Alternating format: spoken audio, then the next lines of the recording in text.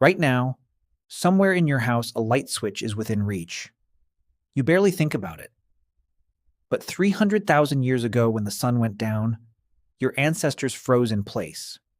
Not because they were weak, because darkness meant something was hunting them, and they couldn't see it coming. Stay until the end, because the reason your brain still reacts this way tonight is stranger than you think. Think about the last time you walked through a dark room. Your pace slowed, your eyes strained.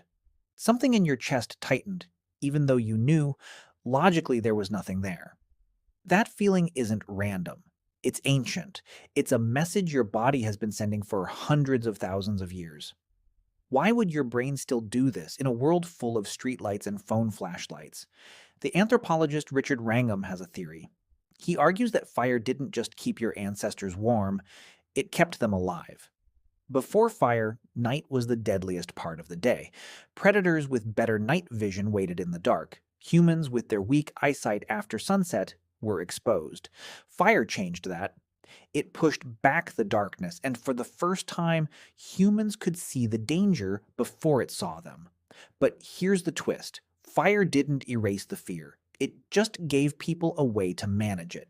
The fear itself never left. Psychologist Vanessa Lobu studies how fear develops in children long before they've had any bad experiences to learn from. Her research found that even very young children detect threatening shapes, like snakes, faster than harmless ones. The fear isn't taught, it's already there, waiting. Darkness works the same way. You don't need a bad memory to feel uneasy in the dark. Your brain assumes danger first and asks questions later. Why would evolution build a brain that jumps to the worst conclusion? Because in the environment your ancestors lived in, a false alarm cost almost nothing. But missing a real threat could cost everything. The evolutionary psychiatrist Randolph Ness calls this the smoke detector principle. Your body would rather trigger fear 100 times for nothing than miss the one time something was actually there. A smoke detector that goes off too easily is annoying. A smoke detector that stays silent during a real fire is fatal. Your fear response was built the same way. Cheap and fast. Not accurate and slow.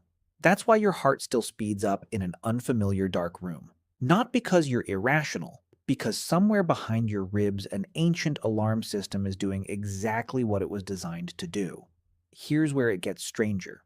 For your ancestors, night wasn't just dangerous, it was unpredictable. During the day, they could track prey, read footprints, watch the horizon.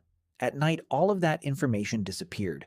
Their senses, tuned for daylight, suddenly gave them almost nothing to work with.